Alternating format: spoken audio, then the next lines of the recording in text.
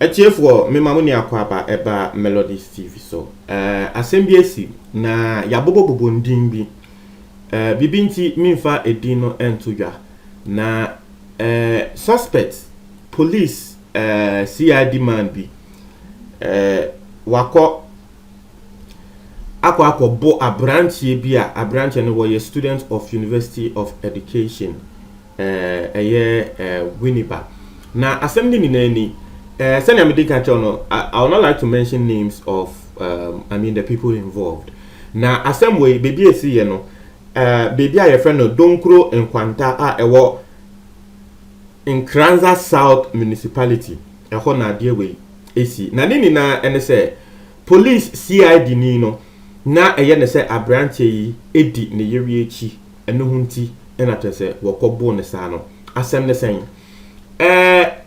say from the police point of view, police they are refusing to speak on the matter because a branch and a C and or report here our police station now a policeman here Juma but as an answer no more person de kwasa and no hunti a branch and a assembly by media for him say yenke bi emano na ni na and say one no a branch no I say police na yere no na eye one no a branch no ni nua panyi girl munchi assembly ye police ni yewe no na wono abrantie no ni nua panyin bema ne girl some years ago na ono na ende wawari police ni no na embra na woye ni nua panyin girl no wono abrantie no na woni lady no fine enti ende a lady no wakwakọ wari police ni no lady no awo baako but still owo ho a obun say ofreno lady ne freno owo ho ana lady ne freno owo ho ana lady ne freno no twetwen komo because there is that relationship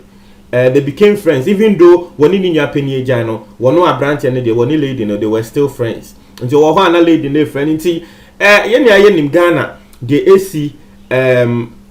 coronavirus into school bia close down a lot of schools are doing online studying now nti abranche ne say ni school University of Education ni school University of Education Winneba na womo online exams into womo online exams no oben one say girl no as and there wo police ni no ne yere no wo frɛ no wo ha no ofrɛ na wakate into wo frɛ na branch and pick no ka say me exams me srɛw adentia na wo frɛ me sa and no say girl ne ka tell say on send the 5 CDs na wo fan ko top pampers ma akola no no ka say oye exam sisia oye online exam sisia nti on de owi a wo be ba be hu no nti afa wo wie exams no na wo ko efie ho say girl no say one brand 5 CDs nti o de sika no kwa command na girl no de akoto pampers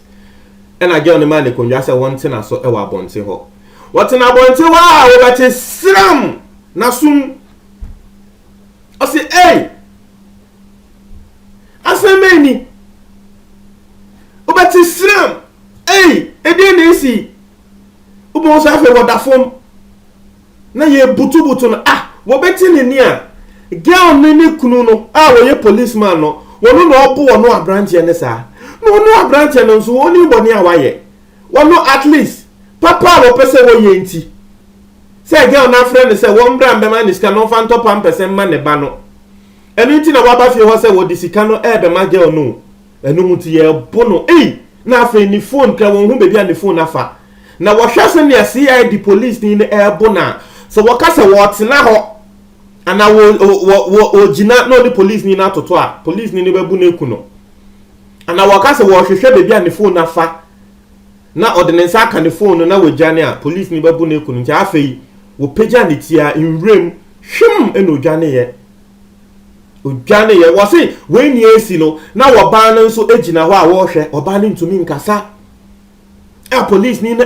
no from Fransa obi a wa na adwen se wo beboa police ni yere wo nim no ansa na police ni ka be ware sa oba no na branch yi enim oba no kra de sa ata na police ni wo nim oba no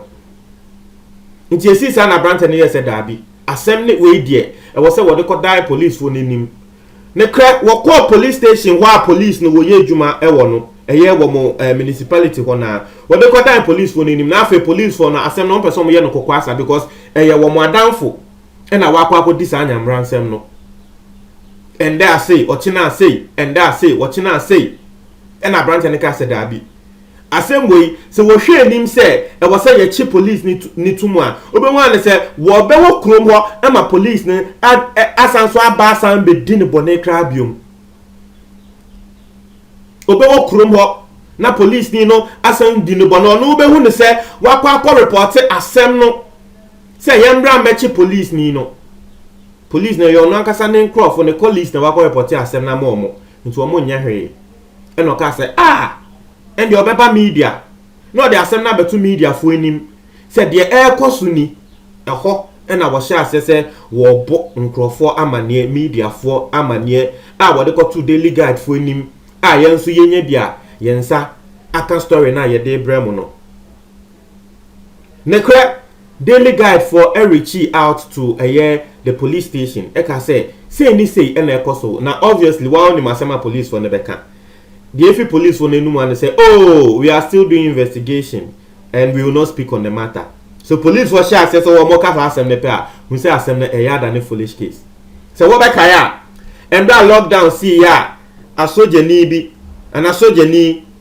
What will beat you? I was Shama Kuno. No. What did they say? Omo babonte me katre Ghana for so the matter is still under investigation. We don't want to speak on the matter. And that me no can say close to 2 months. And I have say over 1 month near Sassam this year. Bisa me say Sassam akwa kosi sen.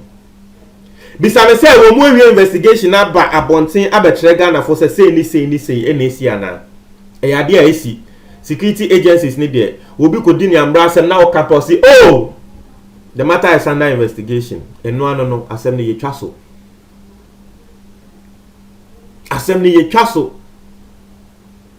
Inti abranti asebe. According to the story of Abrante no Batio, asem ne kra ne say wo de yemfa ne say policeman no eye wo say Abrante no wo ba fi ho ene wo yere ababeda. Wo de yemfa ne say